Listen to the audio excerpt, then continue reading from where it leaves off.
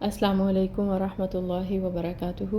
الحمدللہ، اللہ تعالیٰ کی مہربانی سے اور اس کی دی گئی توفیق کے ساتھ آج ہم سورہ شمس کی آیہ نمبر 13 کو دیکھیں گے۔ سٹارٹ کرتے ہیں۔ الحمدللہ رب العالمین، الصلاۃ والسلام علی اشرف الانبیاء والمرسلین وعلی آلہ وصحبہ اجمعین، اما بعد فاعوذ باللہ من الشیطان الرجیم، بسم اللہ الرحمن الرحیم۔ رب اشرح لی صدری ویسر لی امری واحلل عقدۃ من لسانی یفقہوا قولی، ربی زدنی علما، اللہم فقہنا فی الدین، آمین یا رب العالمین۔ آیہ نمبر 13 ہے فقال، تو کہا ان کو، رسول اللہ، اللہ کے رسول نے، ناقۃ اللہ، اللہ کی اونٹنی ہے، وسقیاہا، اور پانی پلانا اس کو۔ بامحاورہ ٹرانسلیشن دیکھتے ہیں۔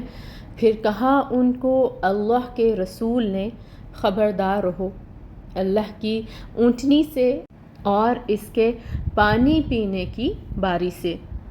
ناقۃ اللہ، اللہ کی اونٹنی۔ اب سب اونٹنیاں، اونٹ اللہ ہی کے ہیں، لیکن اس اونٹنی کے شرف اور خصوصیت کی وجہ سے اسے ناقۃ اللہ، اللہ کی اونٹنی کہا جا رہا ہے۔ جیسے دنیا میں جتنے بھی گھر ہیں سب اللہ تعالیٰ ہی کی ملکیت ہیں، لیکن بیت اللہ کو اس کے شرف اور خصوصیت کی وجہ سے خاص طور پر اللہ کا گھر کہا جاتا ہے۔ تو یہ اونٹنی بھی قوم ثمود کے معجزہ طلب کرنے کے نتیجے میں پہاڑ کے اندر سے نمودار ہوئی تھی، عظیم الجثہ تھی، قداور تھی۔ اب بڑے سائز کی وجہ سے یہ اونٹنی پانی زیادہ لیتی تھی۔ باقی جتنا مویشی پانی پیتے تھے یہ اکیلی اتنا پانی پی جاتی تھی، اور پانی کی اس علاقے میں قلت بھی تھی، لہٰذا صالح علیہ السلام نے باری مقرر کر دی تھی، اور ساتھ ہی یہ تاکید بھی کر دی تھی کہ اس کے پانی پینے اور باری کے معاملے میں کسی طرح کی گڑبڑ نہیں کرنی، ورنہ تم لوگوں پر اللہ تعالیٰ کا عذاب نازل ہوگا۔ اب کیا کیا انہوں نے؟